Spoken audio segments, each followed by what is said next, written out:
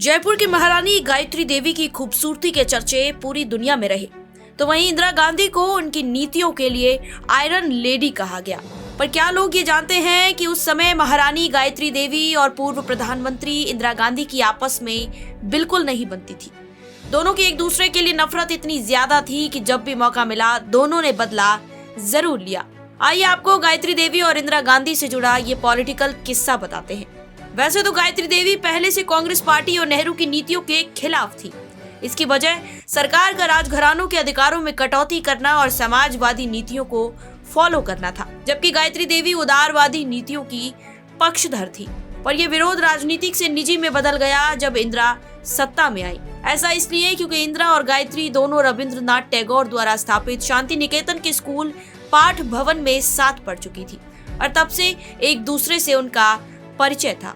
इंदिरा महारानी की खूबसूरती से चिढ़ा करती थी, तो गायत्री इंदिरा की समाजवादी नीतियों और प्रीवी पर्स यानी राजशाही भत्तों को बंद किए जाने के खिलाफ थी।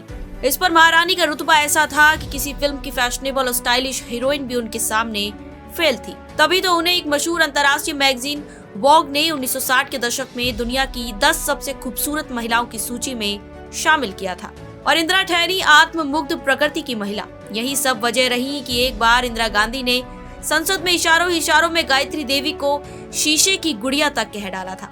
इंदिरा के इस ताने पर गायत्री चुप नहीं रही थी, बल्कि उन्होंने इसके जवाब में कहा था कि ये सब इंदिरा के भीतर बदले की भावना का नतीजा है।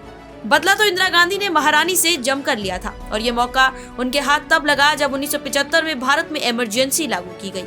करप्शन की आड़ में गायत्री देवी को गिरफ्तार कर लिया गया क्योंकि उन पर टैक्स चोरी का आरोप लगा था। साल 1975 में इनकम टैक्स अधिकारियों ने 1.70 करोड़ डॉलर का खजाना मिलने की भी बात कही थी। इनमें सोने के सिक्के, हीरे, कीमती जेवरात, सभी चीजें शामिल थी।